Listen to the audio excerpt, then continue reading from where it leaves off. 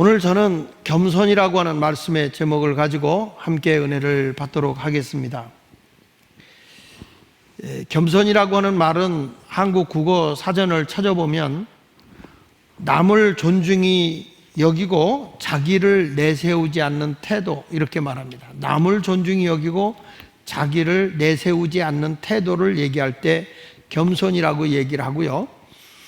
그리고 이 겸손이라고 하는 것을 삶 속에 적용해 보면 낮은 자, 작은 자, 소외당한 자의 손을 잡아주기 위해서 그 낮은 자의 자리로 내려가는 것, 그것이 바로 겸손이 삶의 겸손이라 이렇게 얘기할 수 있어요. 일반적으로 사전으로 보면 남을 존중히 여기고 또 자신을 내세우지 않는 것이다, 이렇게 사전적 의미가 있지만 삶 속에서 내가 저 사람 참 겸손한 사람이다 라고 이야기를 하게 되려면 나보다 낮고 약하고 소외당한 자의 발밑까지 내려가서 그들의 손발을 잡아주는 것, 그것이 겸손이라는 것입니다. 오늘 사도 바울이 우리에게 일러준 말씀이 그런 내용이죠. 사도 바울은 예수님을 모델로 들면서 우리가 복음에 합당하게 사는 것이 뭐냐, 예수님과 같은 삶을 사는 것이다. 예수님의 성품을 본받는 것이 그게 바로 복음에 합당하게 살아가는 것이다. 이것을 일러주는 것입니다. 우리가 잘 아는 성 어거스틴이 사랑하는 제자들이 찾아와서 예수님을 따를 때 예수님의 성품 가운데 가장 우리가 본받아야 할 성품이 무엇입니까? 가장 귀중한 성품이 무엇입니까? 라고 어거스틴에게 물어봤을 때에 성 어거스틴이 이렇게 얘기했습니다. 첫째가 겸손이다 얘기했습니다. 우리가 예수님을 따라가기 위해서는 첫 번째로 우리가 예수님을 본받아야 할 성품은 겸손이다. 그러면 두 번째는 무엇입니까? 라고 물어봤을 때 어거스틴이 한 말, 두 번째도 겸손이다 라고 얘기했어요. 그러면 세 번째는 뭘까요? 라고 했을 때 어거스틴은 세 번째도 겸손이다, 이렇게 일러 주었습니다. 바로 예수님은 어떤 분으로 이 세상에 오셨습니까? 오늘 본문에 보면 하나님이시지만, 본체가 하나님이시지만은 하나님과 동등됨의 자리, 영광의 자리를 포기하시고 사람의 모양으로 오셨는데, 그것도 종의 형체를 입고 이 땅에 오셔서 약한 자와 소외당한 자, 병든 자, 그리고 죄인들을 구원하기 위해 이 땅에 가장 낮은 자리로 오신 분이 예수님이라는 것입니다. 오늘 바울이 우리에게 일러주는 말씀 가운데에서 우리가 겸손하게 살아야 할 그 삶의 자세의 모범을 보이신 분이 예수님이기 때문에 우리도 예수님과 같은 겸손한 삶을 살아야 된다라고 얘기하는 것이죠. 사람은 누구든지 자신을 드러내기를 원하고 우쭐대기를 원하잖아요. 이름 없이 빚도 없이 정말 중요한 역할을 하고 있는 분들도 굉장히 많아요. 우리가 말하는 인비저블, 보이지 않는 곳에서 열심히 일하는 보이지 않는 사람들. 그러나 문제가 생길 때는 그 사람들이 얼마나 소중한지를 알게 되는 것이죠. 보이지 않지만 우리가 이 방송실에서 또 이 영상실에서 보이지 않게 다 자막 처리하면서 일하는 분들이 계시죠. 누군지 잘 보이지 않지만 굉장히 중요한 예배, 이번에 유튜브나 모든 것을 작성해 가면서 우리는 설교를 했지만 그것을 만들어서 띄우기 위해 수고한 분은 전혀 얼굴이 나타나지 않지만 그분이 없으면 정상으로 돌아가질 않아요. 이것이 바로 인비저블이에요. 우리 그리스도인은 어떤 사람이 되어야 되느냐 하면 자기를 나타내는 사람이 아니라 겸손히 남을 섬기고 남을 유익하게 해주는 인비저블과 같은 겸손한 자, 이런 사람이 되어져야 된다고 하는 것을 말씀해 주고 있는 것입니다. 지금 이 코로나 바이러스로 인해서 지금 의료진 간호사들이 그것을 위해서 수고하고 또 공무원들이 애를 쓰고 수고하는 일들이 나타나진 않습니다. 정치인들이 말 한마디 뻥뻥 터뜨리는 것과는 전혀 다르게 이 코로나19 바이러스와 싸우면서 생명을 지켜주고 보존해주기 위해서 애쓰시는 보이지 않는 분들, 그러면서 전혀 나타나지 않으면서도 상당히 힘쓰고 애쓰고 노력하는 분들, 저는 이런 것이 바로 인비저블이요 겸손한 성도들의 자세라고 생각을 합니다. 또 그런 사람들이야말로 존경받아야 할 사람이라고 생각합니다. 그래서 오늘 저는 성도에게 가장 소중한 성품, 겸손이라는 제목을 가지고 함께 말씀을 드리도록 하겠습니다. 첫 번째로 겸손은 뭐냐 하면 성경에 보니까 자기보다 남을 낮게 여기는 것이라고 했습니다. 나보다 다른 사람이 더 훌륭하도록, 내 의견보다 상대방의 의견이 더 존중받는 것으로, 내 방법보다 상대방의 방법이 더 인정을 받는 것으로 그 사람을 높여주라는 것입니다. 오늘 본문 말씀 빌립보서 2장 1절로 3절에 보면, 그러므로 그리스도 안에 무슨 권면이나 사랑의 무슨 위로나 성령의 무슨 교제나 국률이나 자비가 있거든 마음을 같이하여 같은 사랑을 가지고 뜻을 합하여 한 마음을 품어 아무 일에든지 다툼이나 허영으로 하지 말고 오직 겸손한 마음으로, 다 같이 읽어보겠습니다. 각각 자기보다 남을 낮게 여기고. 자, 오늘 본문의 말씀에 보면 오직 겸손한 마음으로 각각 자기보다 남을 낮게 여긴다라고 말씀하고 있는 것이죠. 겸손이라고 하는 것은 내가 성공하고 잘 나간다고 해도 약한 자의 손과 발을 잡아주는 것이 없다면 그 사람은 겸손한 사람이 아니에요. 그런데 내가 아무리 세상적으로 훌륭하고 잘났어도 그거 자랑할 것 없이 오히려 자기보다 부족하고 연약한 자, 약한 자의 손과 발이 대주고 있다면 그것이야말로 진실된 겸손입니다.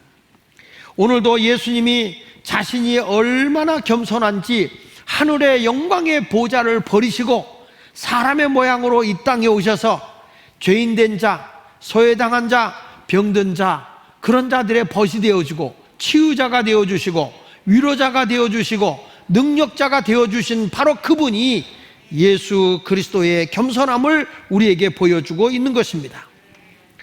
오늘도 사랑하는 여러분이나 저는 내가 알고 있는 것을 과시하기보다는 열린 마음을 가지고 상대의 견해나 의견을 존중해주고 저분의 생각하고 있는 것이, 저분이 말하고 있는 것이 내가 생각하고 있는 것보다 더 훌륭한 일일 수도 있겠구나, 이렇게 생각하고 받아들여야 된다는 것입니다.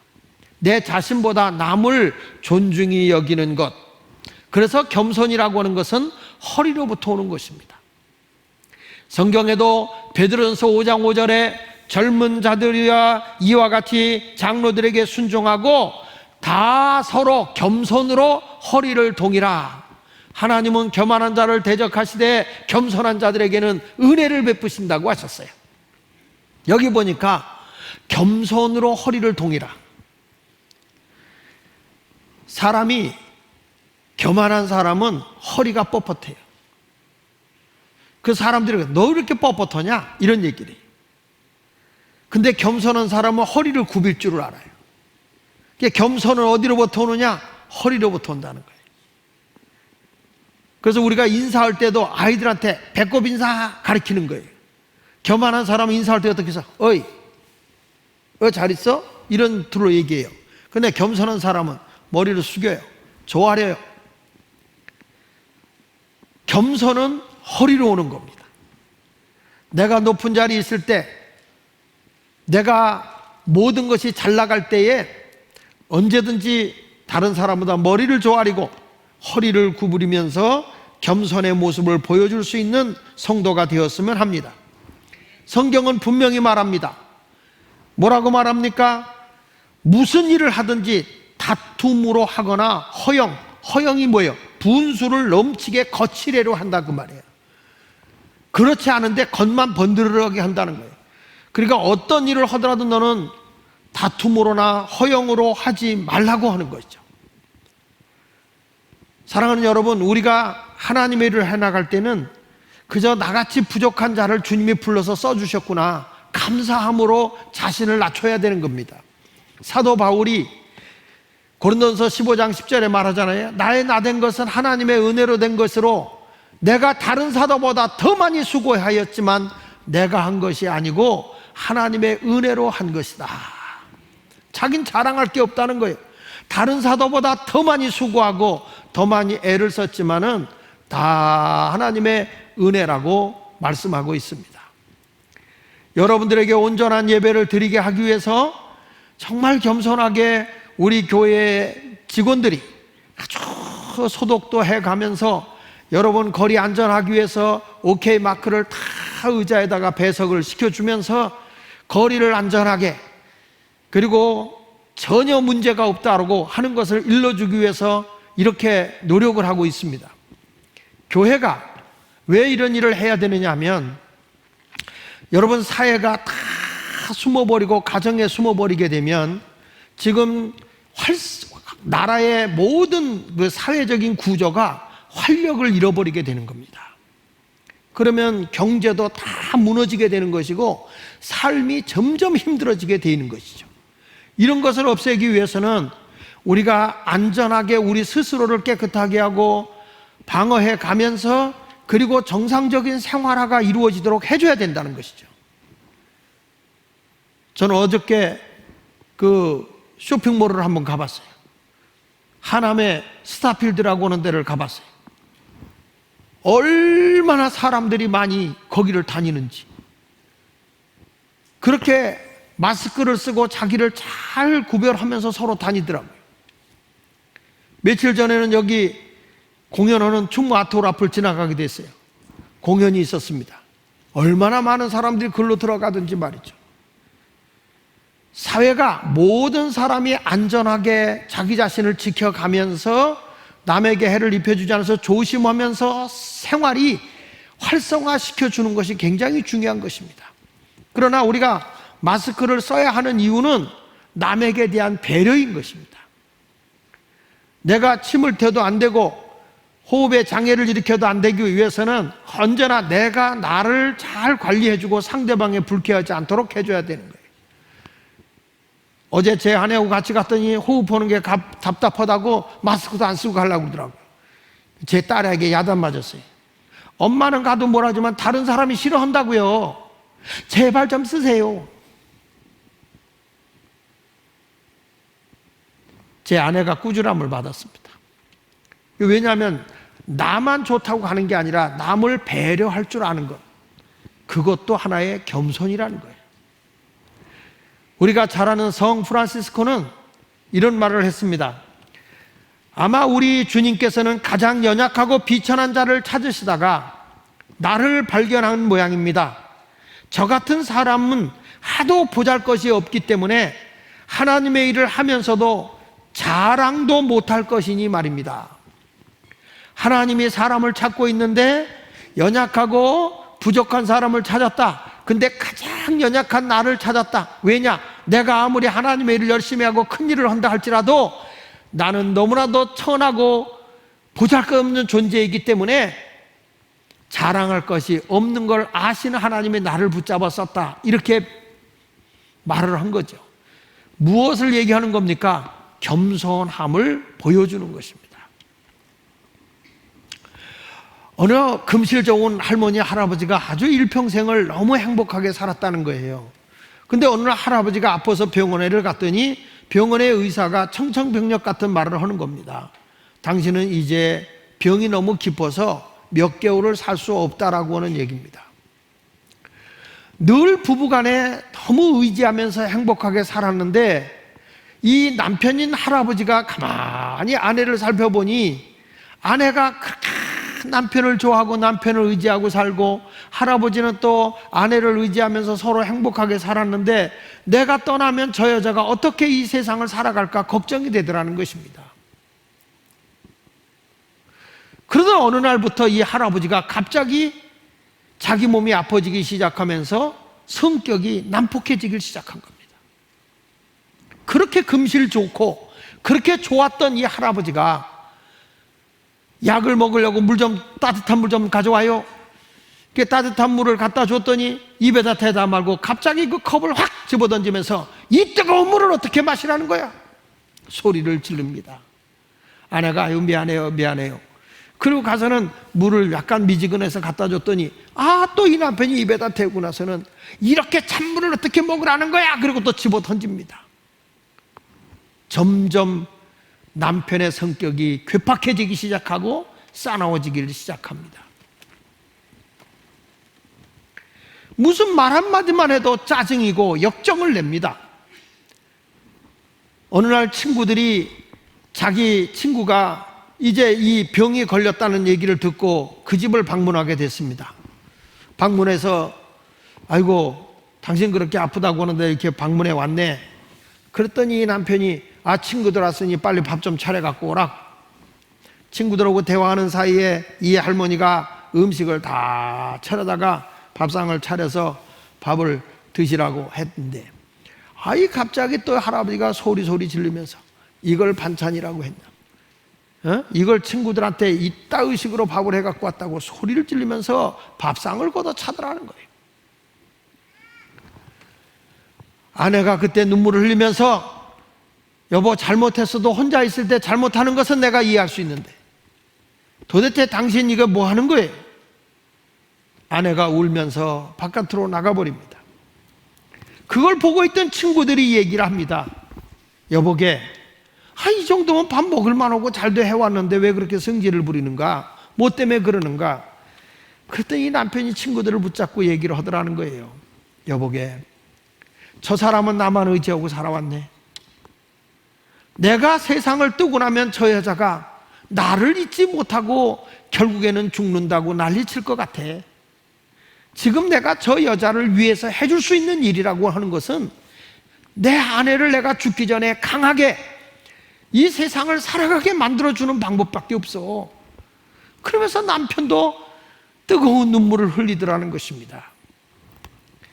여러분, 여기서 우리가 깨닫는 겸손이라고 하는 것은 꼭 오냐오냐 이것만 하는 것이 아니라 상대방을 헤아려 주는 마음도 겸손이라는 얘기를 하고자 하는 것입니다. 상대방을 헤아려 주는 마음.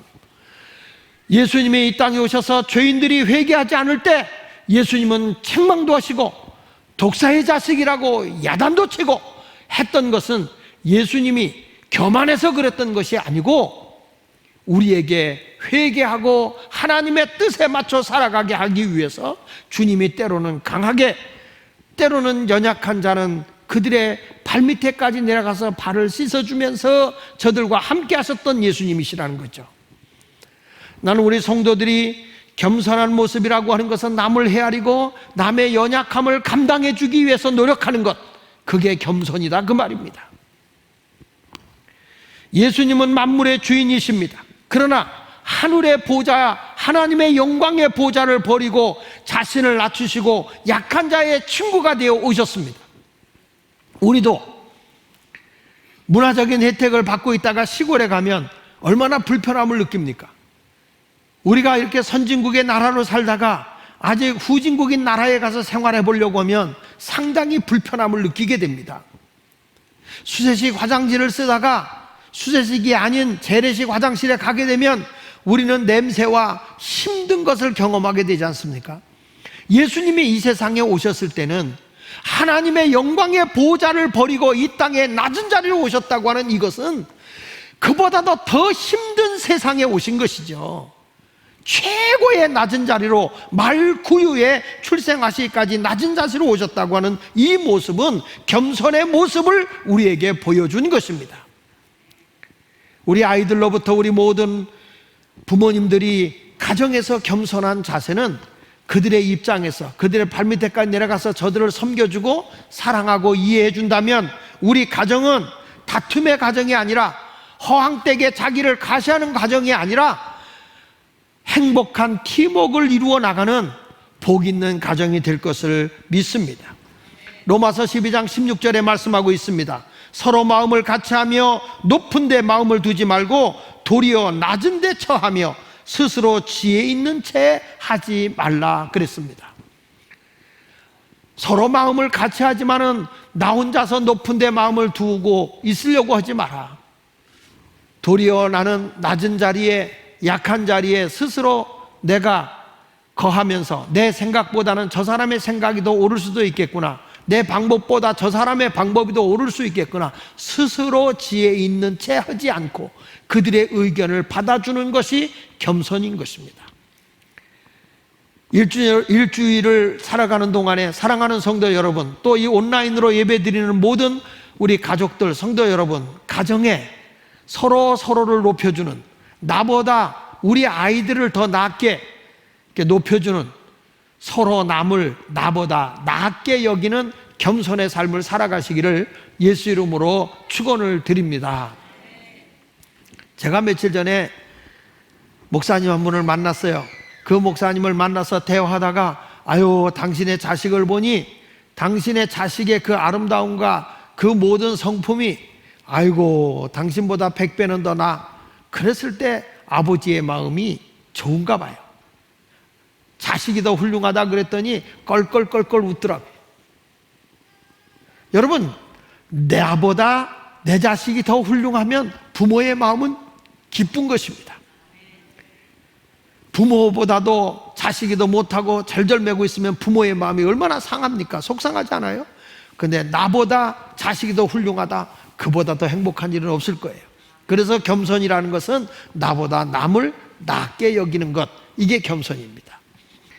두 번째 가서는 겸손이라는 게 뭐냐 그랬을 때 다른 사람들의 일을 돌봐주는 것이 겸손이라고 그랬습니다. 한번 따라합시다. 다른 사람들의 일을 돌봐주는 것이다.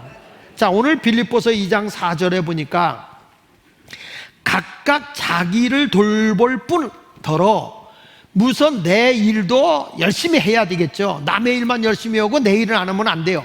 각각 자기를 돌볼 뿐더러 또한 각각 다른 사람들의 일을 돌보아 나의 기쁨을 충만하게 하라. 예수 믿는 사람들은요, 나만을 생각하는 사람이 아니에요.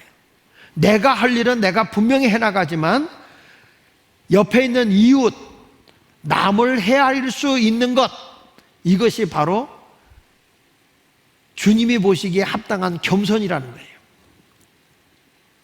지금 우리 사회봉사부에서도 보니까 이제 이 코로나19 바이러스로 인해서 교회가 가만히 있지 말고, 교회도 많이 힘들고 경제적으로 어려움이 있지만 우리 성도들이 조금씩이라도 모아서 저렇게 나누는 모습이 있었으면 좋겠다, 이렇게 의견들을 했더라고요.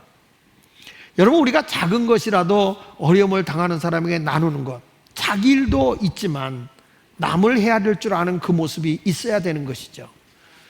저도 교회가 며칠 동안 온라인 예배를 드리고 나니까 상당히 경제적으로 교회가 쪼달리더라고요. 그래서 제가 할 수 있는 것이 뭘까? 있는 걸 다 제 자신도 모아서 최선을 다해서 오늘 저도 헌금을 해봤어요. 나만을 생각하지 않고 어떻게 하면 교회가 정상적으로도 잘 운영이 되고 이렇게 움직여져야 되니까 최선을 다하듯이 우리가 이웃에게, 우리 성도들의 힘들고 어려운 사람들을 볼 때마다 또 가만히 있는 게 아니라 우리가 작은 것이라도 함께 나누기 위해 노력할 수 있는 그런 아름다운 삶이 맺어지는 성도가 되었으면 합니다. 그래서 각각 다른 사람들의 일을 돌보아 나의 기쁨을 충만하게 하라. 주님이 기뻐하는 거예요. 내 할 일을 분명히 할 뿐만 아니라 각각 다른 사람의 일을 돌보아 기쁨을 충만하게 하는데, 이거는 사도 바울도 기쁜 것이지만 주님도 기뻐하는 일이에요. 예수님이 뭘 위해서 왔습니까? 그래서 이어지는 것이 너희 안에 이 마음을 품으라. 곧 그리스도 예수의 마음이니 그는 근본 하나님의 본체신 하나님과 동등됨을 취할 것을 여기지 아니하시고 오히려 자기를 비워 종의 형체를 가지사 사람들과 같이 되셨고 사람의 모양으로 나타나사 자기를 낮추시고 죽기까지 복종하셨으니 곧 십자가에 죽으심이라 했습니다. 그렇습니다. 겸손한 사람은 자기를 돌보고 다른 사람의 일을 돌봐주는 사람입니다. 의료진들이, 간호사분들이 대구에 내려가서 열심히 일을 하고 있습니다. 얼마 전에 보니까 정치인이었던 안철수라고 하는 분이, 그 네 분이 옷을 입고 가서 땀이 흠뻑 젖어지도록 환자들을 돌봐주고 있는 모습이 사진에 찍혀 나온 걸 봤습니다. 그것이 정치적인 쇼가 아니라 진심으로 자기 몸이 으스러지도록 그런 일을 하는 것을 보면서 야, 이건 목사로서 참 부끄럽기도 하고 창피하기도 하고. 여러분, 자신의 강점을 인정하면서 다른 사람의 그 연약함도 헤아려 주면서 또 다른 사람의 강점도 인정해 주면서 함께 더불어 나갈 때 대한민국의 네트워크가 흩어지지 않을 거라고 저는 생각을 해요. 14에서 17세기 흑사병으로 유럽이 막 사람들이 죽어 나가고 있을 때 그때 종교 개혁자들은 무엇을 했을까? 교회는 무엇을 했을까? 지금과 같이 코로나 바이러스로 인해서 막 사람들이 이 두려움에 처하고 있을 때 교회는 무엇을 하고 있어야 할 것인가? 그 당시에 종교 개혁자로 불려지는 쯔빙글리라고 하는 목사님이 계십니다. 그분은 흑사병으로 쓰러져 가는 사람들을 부둥켜 안고 그들을 치료해주고 그들을 돌봐주기 시작을 했습니다. 그것이 결국에는 그 가정을 통해서 하다가 그만 아들을 잃어버립니다. 흑사병으로 아들도 죽습니다. 그리고 1519년 9월 말경 이 쯔빙글리 목사님도 이 흑사병에 걸리게 되죠. 상상할 수 없는 고통으로 2달 동안 그 어려움을 겪지만 기적적으로 이분은 다시 살아나게 됩니다. 여러분, 그렇게 종교 개혁을 했던 사람이 이런 어려움이 왔을 때 구경하고 있는 사람들이 아니었어요. 현장에 뛰어들어갔습니다. 종교를 개혁했던 마틴 루터는 이런 얘기를 했습니다. 이웃이 나를 필요로 한다면 어떤 곳이든 마다하지 않고 달려가는 것이 그리스도인이다 했습니다. 이웃이 나를 필요로 한다면 어떤 곳이든지 마다하지 않고 달려가는 것이 그리스도인이다. 이웃을 돌보는 것은 매우 훌륭한 일이나 모든 사람에게 강요하거나 그렇게 하지 못하는 연약한 믿음의 소유자를 저를 정죄하는 것은 잘못된 것이다. 이렇게 루터는 얘기를 했어요. 여러분, 우리가 이 자리에 와서 함께 예배를 드리는 분도 있고 또 아직까지 두려움이나 또는 이렇게 사람 가까이 하는 게 싫은 분도 있어서 유튜브로 온라인으로 예배를 드리는 분도 계세요. 그렇다고 해서 오늘 이 자리에 와서 예배 드리는 우리는 더 믿음이 좋은 사람이고 유튜브를 통해서 예배 드리는 사람은 믿음이 나쁜 사람이고 그건 아닙니다. 여러분, 내가 있는 그 자리에서 진정으로 하나님을 예배하고 하나님을 영화롭게 한다면 그것이 주님이 위한 길이기 때문에 우리가 감사할 일이지 꼭 우리는 믿음이 더 좋아, 너는 믿음이 없어서 못 왔구나, 이렇게 정죄해서는 안 된다는 거예요. 다만 그리스도인은 우리를 필요로 하는 사람이 있다면 기꺼이 우리가 가서 도와야 된다라고 하는 것이죠. 죽음이 무서워서 세상에 어떤 일이 두려워서 숨어버리는 것은 그리스도인이 아니기 때문입니다. 만약에 코로나19 바이러스로 사람이 많아져서 사람을 어디다 격리시켜야 할 데가 없다, 그래서 예수마을교회에서 해야 된다, 그러면 기꺼이 예수마을교회도 내줘야 하는 것입니다. 그것이 교회의 본분이에요. 우리가 도와야 할 일이 있다 그러면 우리도 생명을 걸고라도 와서 저들을 도와야 되는 게 그리스도인이라는 거예요. 내가 꼭 간호사나 의사만이 아니라 우리가 저들을 위해서 도와줘야 할 것이 무엇인가. 어떤 분은 이런 분도 있다고 그래요. 대구에서 그 수고하는 의료진들을 위해서 하루에 그 스시를 그 초밥을 3,000개를 해다 날르신 분도 계시다고 그래요. 사람이 땀을 흘리면서 수고하는 분도 계시는 거거든요. 여러분, 진정한 겸손이라고 하는 것은 나만 돌보는 게 아니라 각각 다른 사람의 일도 돌보아 주는 것, 그것이 겸손인 것입니다. 장로교를 창시하신 칼빈은 이런 말을 했습니다. 우리 각자가 서로에게 빚을 지고 있는 사람들로서 목회 사역에서 무언가 필요할 때 그 누구보다도 우리가 빠져서는 안 되기 때문에 흑사병에 걸린 사람들 중에 몇 사람만이라도 목숨을 건지기 위해 위험을 감수하고라도 돌아보아야 한다, 이렇게 말을 했어요.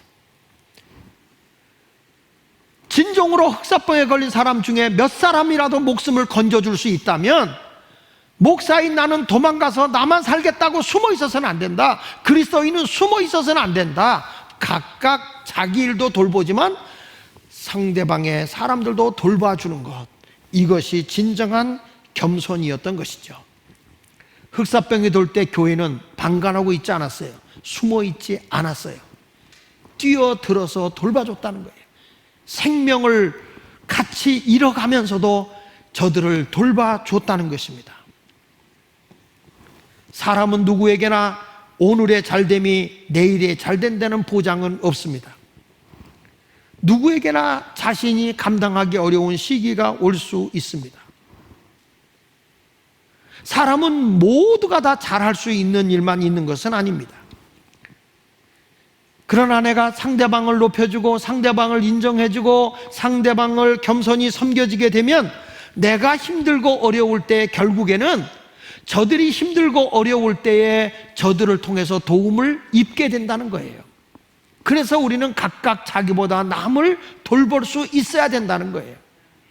우리 대한민국이 네가 잘했니 네가 못했니 이걸 정죄할 때가 아니에요. 지금은 서로가 서로를 위로해주고 힘이 되어줄 때예요.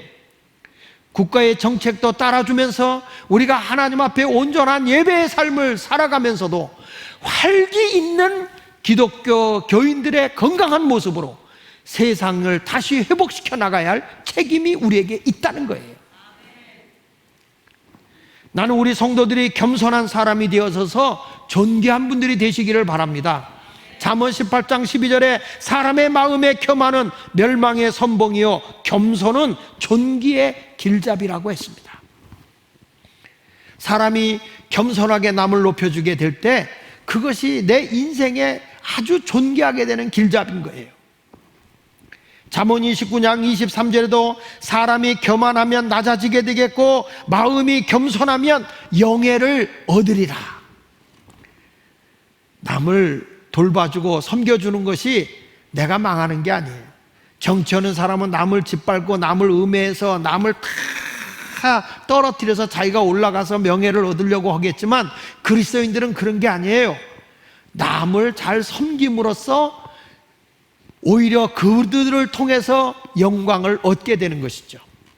예수님은 바로 하나님이시지만 사람의 모양으로 오셔서도 높은 분으로 오신 게 아니라 종의 형체를 가지고 오셔서 정말 낮은 자의 편에서 함께 뒹굴르시면서 인자는 머리 둘 곳도 없다고 공중에 나는 새도 거할 것이 있고 여우도 굴이 있는데 인자만큼은 머리 둘 곳이 없다고 하시면서까지 하나의 어려움 속에 생활했던 것을 보게 되죠. 그러면서 예수님은 가난한 자의 또 병든 자의 소외당한 자의 벗이 되었던 것입니다.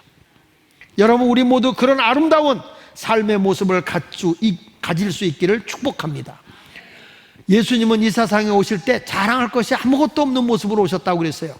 이사야 53장 2절로 3절에 그는 주 앞에서 자라나기를 연한 순과 같고 마른 땅에서 나온 뿌리 같아서 고운 모양도 없고 풍채도 없은즉 우리가 보기에 흠모할 만한 아름다운 것이 없도다. 그는 멸시를 받아서 사람들에게 버림을 받았으며 간고를 많이 겪었으며 질고를 하는 자라 마치 사람들이 그에게서 얼굴을 가리는 것 같이 멸시를 당하였고 우리도 그를 귀히 여기지 아니하였도다. 예수님이 이 땅에 메시아로 오신다고 유대인들에게 이미 약속의 자식들에게 선택받은 백성에게 수도 없이 말했지만은 자기 땅에 오셨음에도 자기 백성도 영접하지 않았다고 했어요. 요한복음 1장 11절에 자기 땅에 오매 자기 백성이 영접하지 아니하였다. 예수님이 왜 전혀 위험 있거나 풍채 있거나 대단하신 분으로 오시질 않았어요.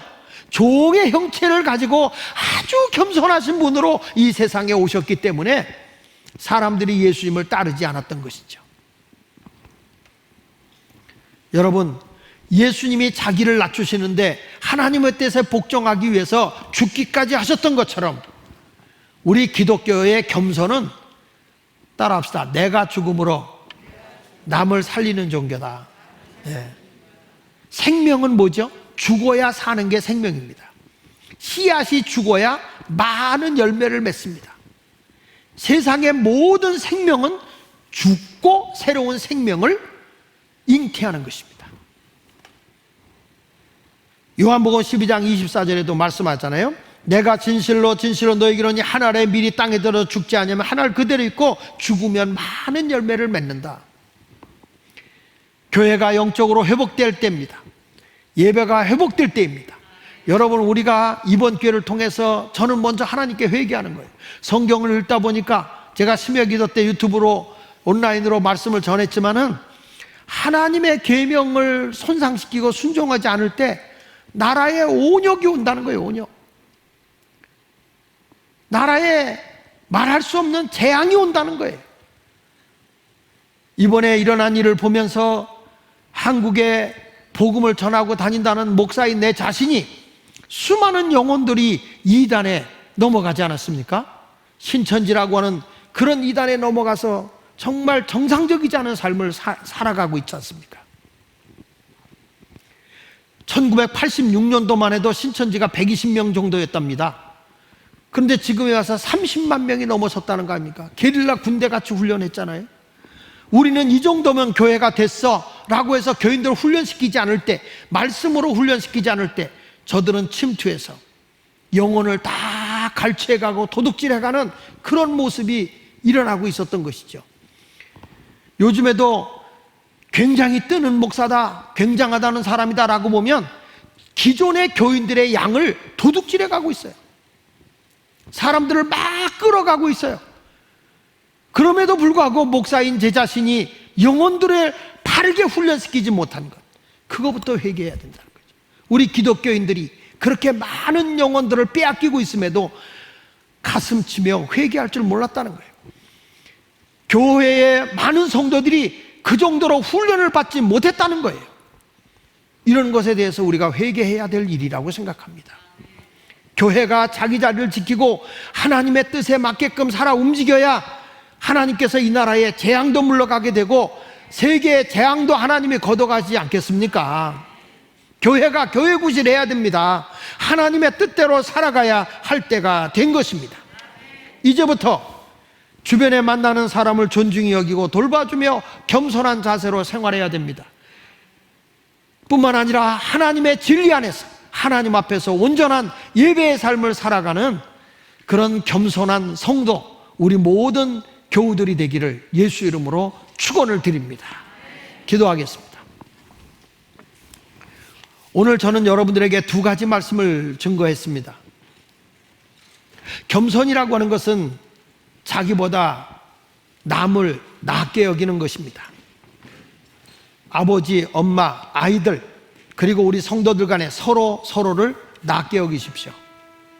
내가 절대화되려고 하지 말고 내 생각보다, 내 의견보다, 내 방법보다 상대방이 더 나을 수 있다고 받아들이라는 것입니다. 뿐만 아니라 겸손이라는 것은 내 일도 열심히 해야 되지만 각각 주변의 사람들의 일을 돌봐주는 것, 힘들고 어려운 자들을 돌봐줄 줄 아는 것, 우리 가족이 힘들 때 서로 돌봐줄 줄 아는 것, 그것이 겸손이라는 것입니다. 하나님, 우리 가정이 서로를 위로해주고 격려해주고 돌봐줄 줄 아는 그런 겸손한 삶을 예수님과 같은 심정으로 살게 하여 주옵소서. 종의 형체를 가지고 종의 모양으로 나타나셔서 죽기까지 우리를 섬겨준 것처럼 우리의 희생을 통해 섬김의 삶을 살게 하여 주옵소서. 다 같이 우리 한음성으로 기도하겠습니다. 할렐루야. 사랑과 은혜가 충만하신 하나님 아버지, 우리가 겸손의 삶을 살아가게 하여 주옵소서. 겸손이라고 하는 것은 나보다 남을 언제나 낮게 여기는 것입니다. 하나님이 온전히 기쁘게 여기는 그 아름다운 삶을 살아가게 하여 주시옵소서. 아버지, 역사와 영광을 돌리며 생활할 수 있는 신실한 믿음의 길을 주여 걸어갈 수 있도록 힘주시고 능력을 내려 주시옵소서. 사랑합니다. 주의 능력으로 온전케 하여 주옵소서. 하나님의 뜻을 이루어드리게 하여 주시옵소서. 주의 영광.